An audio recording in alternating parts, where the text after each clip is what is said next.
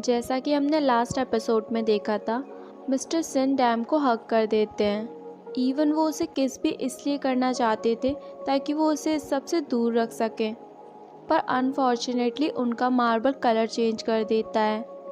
Dam भी घबराकर वहाँ से चली जाती है। नेक्स्ट डे मिस्टर सिन को अपनी फ्रेंड के साथ दिखाया जाता है। वो उन्हें बताता है कि उनके मार्बल ने कलर चेंज कर लिया है, और ये बात सुनकर वो काफ़ी एक्साइटेड हो जाती हैं और मिस्टर सिन से कहती हैं, जब मेरा मार्बल ब्लू हुआ था तो मुझे तो काफ़ी खुशी हुई थी, पर जिस तरह से तुम्हारा मार्बल कलर चेंज कर रहा है ऐसा मेरे साथ नहीं हुआ था। वो मिस्टर सिन से पूछती हैं, वैसे तुम्हें कैसा फील हो रहा है? मिस्टर सिन का रिएक्शन काफ़ी ठंडा होता है। शायद वो डैम को लेकर परेशान थे। यहाँ डैम भी अपने दोस्तों को कल के इंसिडेंट के बारे में बताती है, पर वो उनसे छुपाती है कि ये उसके साथ नहीं हुआ है। डैम तो घुमा फिरा के उनसे सिर्फ ये पूछना चाहती थी कि किसी की यूँ अचानक हक करने का मतलब क्या होता है। डैम के दोस्त उसे प्यार का नाम देते हैं। डैम कहती है नहीं नहीं, वो एक दूसरे को बिल्कुल पसंद नहीं करते। इस बात पर डैम के फ्रेंड काफ़ी वियर्ड रिएक्शन देते हैं। मेरी फ्रेंड के पास उस लड़के की एक काफ़ी कीमती चीज़ है और इसी वजह से उन दोनों को साथ रहना पड़ रहा है। डैम की फ्रेंड फटाक से कहती है, शी इज़ प्रेग्नेंट। डैम कहती है ऐसा बिल्कुल नहीं है। यहाँ दूसरी तरफ मिस्टर सिन अपनी फ्रेंड से बात कर रहे थे।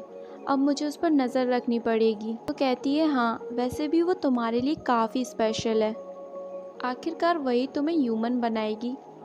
Anyways, be good to her as much as you can and do everything you can. Mister सिन को कुछ समझ नहीं आता। वो कहते हैं पर ऐसा क्यों?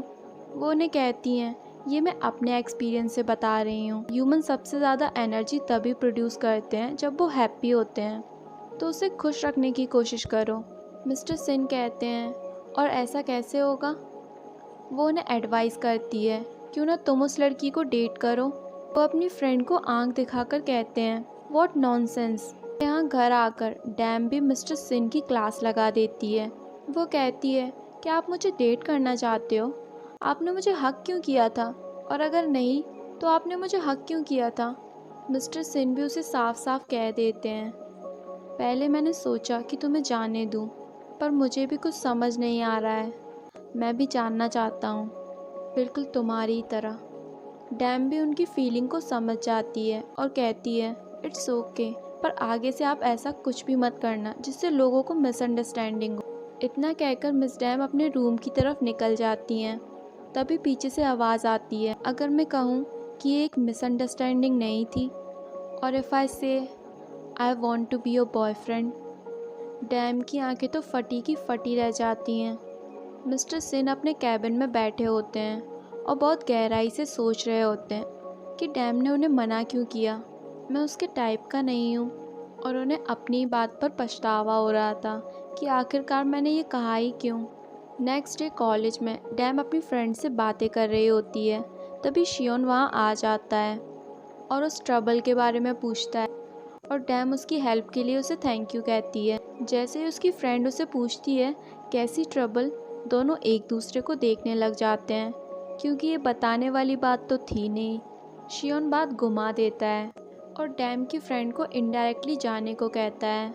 डैम भी उसे अवॉइड करना चाहती थी, पर वो उसे साथ लंच करने को कहता है। वो काफ़ी एक्सक्यूजेस सुनाती है, पर कुछ भी काम नहीं आता। डैम मेन्यू देखती है, वो काफ़ी एक्सपेंसिव रेस्टोरेंट होता है। वो उसे कहती है, सच में मेरे पास पैसे नहीं हैं। वो कहता है, इट्स ओके, वैसे भी मैं तुम्हारे साथ लंच करना चाहता था। पर फिर वही डैम की वो वियर्ड हरकतें चालू हो जाती हैं। शियोन भी फुल प्रिपेयर होकर आया था। आखिर उसने भी अपने दोस्तों से ज्ञान जो लिया था। उन तीनों लड़कों ने बैट लगाई थी कि शियोन डैम को इम्प्रेस कर पाएगा या नहीं, और वो इस शर्त को बिल्कुल भी नहीं हारना चाहता था। वो पूरी मेहनत कर रहा था। वो डैम को कहीं भी अकेला नहीं छोड़ता था। यहाँ मिस्टर सिन अपनी फ्रेंड से कॉल पर बात कर रहे होते हैं और उसे बताते हैं कि किस तरह से डैम ने उन्हें रिजेक्ट कर दिया। वो उसे सॉरी कहती है, उसकी एडवाइस कुछ काम नहीं आई और उसे एम्बैरेस होना पड़ा।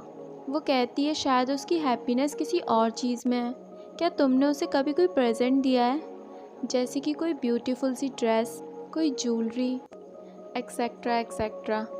पर मिस्टर सिन ने इस बार ठान लिया था कि वो उसकी कोई भी एडवाइस नहीं लेंगे और उल्टा उसे ही एम्बैरेस करके फ़ोन रख देते हैं। यहाँ दूसरी तरफ डैम और सियोन को साथ देख उसकी फ्रेंड उससे पूछ ही लेती है, आखिर तुम दोनों के बीच चल क्या रहा है।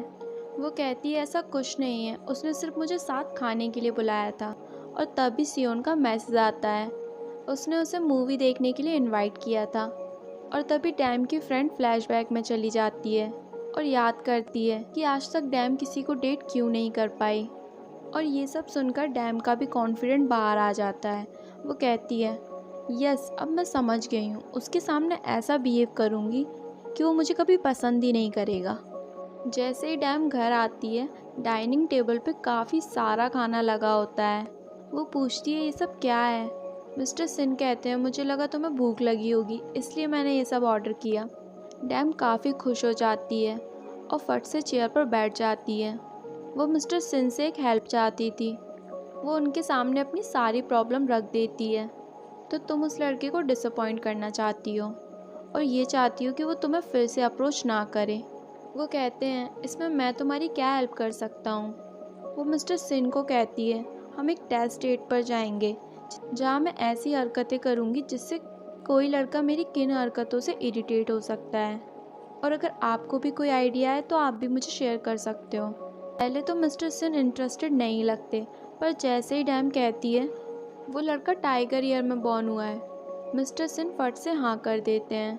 नेक्स्ट मॉर्निंग जब डैम मिस्टर सिन को देखती है तो वो देखती ही रह जाती है।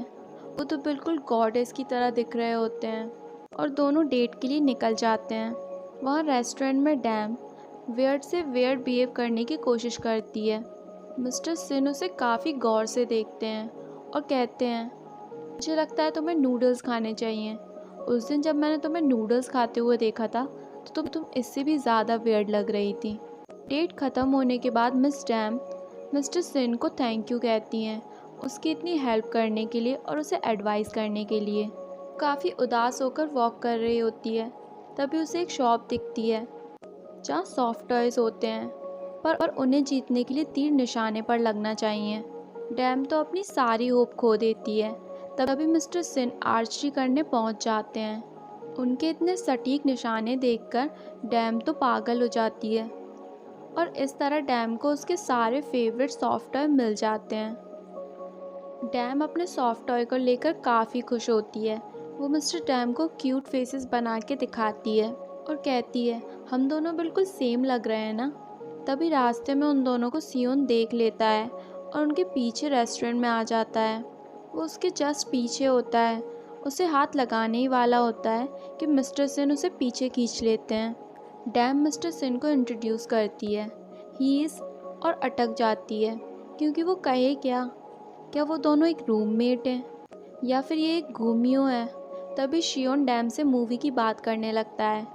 मिस्टर सिन कहते हैं क्या तुम ये बात बाद में कर सकते हो, और जाते जाते वो डैम के सर पर हाथ रख देता है जिसकी वजह से डैम की हालत काफ़ी बिगड़ जाती है। मिस्टर सिन उसके पेट पर हाथ रखते हैं जिससे उसे अच्छा फील होता है। मिस्टर सिन उसे समझाते हैं अगर तुम उस लड़के के साथ डेट पर जाओगी तब भी तुम्हें उस पेन का सामना करना पड़ेगा। जैसा तुम्हें अच्छा लगे वैसा करो, अगर तुम्हें वहाँ कोई प्रॉब्लम हो तो तुम मुझे कॉल कर देना। मिस्टर सिन की बातें सुनकर उसे काफ़ी ऑकवर्ड लगता है, पर उनके जाने के बाद वो मन ही मन काफ़ी खुश होती है। डैम के भाई को उस पर शक होता है क्योंकि वो कॉल पर काफ़ी वियर्ड बिहेव कर रही थी। वो नेक्स्ट डे उसके कॉलेज के बाहर खड़ा हो जाता है और डैम के फ्रेंड से मिलता है। वो दोनों सोच में पड़ जाते हैं कि डैम ने हमसे झूठ क्यों बोला, क्योंकि जिस फ्रेंड का उसने नाम लिया था ऐसी कोई फ्रेंड उसकी थी ही नहीं। और फिर क्या, दोनों मिशन पर लग जाते हैं डैन को एक्सपोज करने के लिए। पर जैसे ही वो डैम को एक लड़के के साथ देखते हैं, एक भाई की भाई वाली फीलिंग जाग जाती है। वो डैम को आवाज़ लगाता है। दोनों काफ़ी गुस्से में होते हैं। मिस्टर सिन उसे अपने घर में इनवाइट करते हैं। दोनों मिस्टर सिन पर भड़क जाते हैं। दोनों उन पर अटैक करने ही वाले होते हैं कि मिस्टर सिन सब कुछ रोक देते हैं और डैम से कहते हैं मैं इन दोनों की मेमोरी इरेज कर दूंगा, इन्हें कुछ भी याद नहीं रहेगा। और दोनों अचानक से गायब हो जाते हैं। डैम अपने भाई के लिए काफ़ी परेशान हो जाती है। वो उसे कॉल कर रही होती है पर उसका भाई पिक नहीं करता, जिस वजह से वो मिस्टर सिन को भी काफ़ी कुछ सुना देती है और अपने भाई को ढूंढने निकल जाती है। अपने भाई को सही सलामत पाकर उसे चैन की सांस आती है। पर डैम के घर में तो कुछ और ही चल रहा था। उसके जाने के बाद उसके भाई के दोस्तों ने उसके घर पे कब्जा कर लिया था। यहाँ मिस्टर सिन भी डैम को लेकर काफ़ी परेशान थे। ऊपर से उनकी फ्रेंड भी उन्हें ही ब्लेम करती हैं। मैंने कहा था ना उससे अच्छे से बिहेव करना, वो तुमसे काफ़ी छोटी है। अगर वो तुम्हारे पास लौट कर नहीं आई। वो अपनी फ्रेंड के सामने तो काफ़ी कॉन्फिडेंट बिहेव करते हैं कि वो छोटी ज़रूर है पर इररिस्पॉन्सिबल नहीं। पर जब वो घर आते हैं और वहाँ डैम नहीं होती तो वो काफ़ी अपसेट हो जाते हैं। वो उसे मैसेज करने का भी ट्राई करते हैं और उसे सॉरी कहने की कोशिश करते हैं, पर वो भी फेल हो जाता है। यहाँ दूसरी तरफ डैम भी काफ़ी गिल्टी फील करती है और मिस्टर सिन से कैसे अपोलोजाइज करें यही सोचती है। और फिर काफ़ी देर बाद डैम घर आती है। दोनों एक दूसरे के सामने होते हैं। ऐसा लगता है मानो एक दूसरे से सॉरी कहना चाहते हो। वो मिस्टर सिन से उनका फ़ोन मांगती है और अपने फ़ोन पे कॉल करती है। उसका फ़ोन वहीं काउच पर पड़ा होता है। वो मिस्टर सिन को उनका फ़ोन देते हुए कहती है, क्या आपने मेरा नंबर डिलीट कर दिया? वो कहते हैं, मैंने कभी सेव ही नहीं किया था। डैम कहती है, पर आपको मेरा नंबर सेव कर लेना चाहिए, कभी कोई इमरजेंसी हुई तो। और फिर खुद से उनके फ़ोन में अपना नंबर सेव कर देती है। मिस्टर सिन की कॉन्टैक्ट लिस्ट में काफ़ी कम नंबर होते हैं। डैम कहती है, क्या आपके फैमिली मेम्बर नहीं हैं? मिस्टर सिन कहते हैं, क्या तुम्हारा काम हो गया? और अपना फ़ोन लेकर वहाँ से चले जाते हैं। डैम समझ पाती है कि वो कितने अकेले हैं। डैम मिस्टर सिन के पास जाती है और उनसे माफ़ी मांगती है। वो कहती है, आज जो भी हुआ मैंने आपसे काफ़ी रूड बिहेव किया, और थैंक यू भी कहती है उसकी डेटिंग में हेल्प करने के लिए। मिस्टर सिन को एक ट्रीट ऑफर करती है। दोनों बाहर रेस्टोरेंट में खाना खाने जाते हैं। डैम डिनर पर एक बार फिर उनसे माफ़ी मांगती है और इस बार मिस्टर सिन भी उससे माफ़ी मांगते हैं और कहते हैं, मुझे ह्यूमंस की तरह ये रिलेशनशिप अंडरस्टैंड करने नहीं आते और मैं धीरे धीरे सीख रहा हूँ। मिस्टर सिन अपने कैबिन में बैठकर डैम के बारे में ही सोचते हैं, क्या मैं ये सब मार्बल की वजह से ही कर रहा हूँ? और यहाँ डैम अपना काम करते करते हॉल में ही सो जाती है। मिस्टर सिन उसे कंबल उड़ा देते हैं और तभी उसके फ़ोन में सियोन का मैसेज आ जाता है, कल की डेट के बारे में मत भूलना। नेक्स्ट डे जब डैम डेट के लिए जा ही रही होती है तो वो वॉल पे लगा एक नोट पढ़ती है जिसमें मिस्टर सिन ने लिखा होता है, अगर तुम्हें मेरी ज़रूरत पड़े तो मुझे कॉल करना। स्माइल करती है और अपनी डेट के लिए निकल जाती है। और यहाँ डैम डेट पर वो सारी वियर्ड हरकतें करती है जिससे कोई भी लड़का परेशान हो जाए। अजीब तरीके से खाना, अजीब तरीके से हंसना, वो उसे काफ़ी वियर्ड फील कराती है।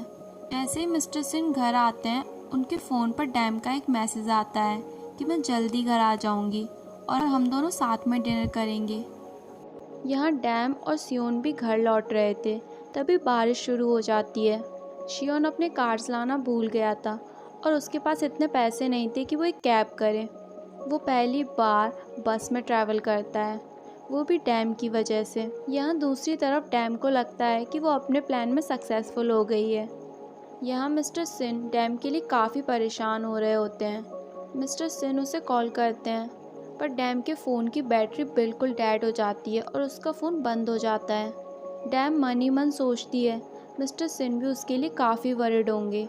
वो बिना अम्ब्रेला के बारिश में दौड़ते हुए घर की तरफ जाती है कि तभी उसके सामने अम्ब्रेला लेकर मिस्टर सिन वहाँ आ जाते हैं। उसके चेहरे पे एक बड़ी सी स्माइल आ जाती है। डैम उन्हें कहती है, पर आप यहाँ क्यों आए? मिस्टर सिन कहते हैं, तुमने मेरे कॉल का जवाब नहीं दिया। वो उसकी आंखों में देखते हैं और बड़े प्यार से कहते हैं, अब से हमेशा मेरे कॉल का जवाब देना, चाहे मैं टेक्स्ट ही क्यों ना करूं। और डैम उनकी आंखों में देखती ही रह जाती है।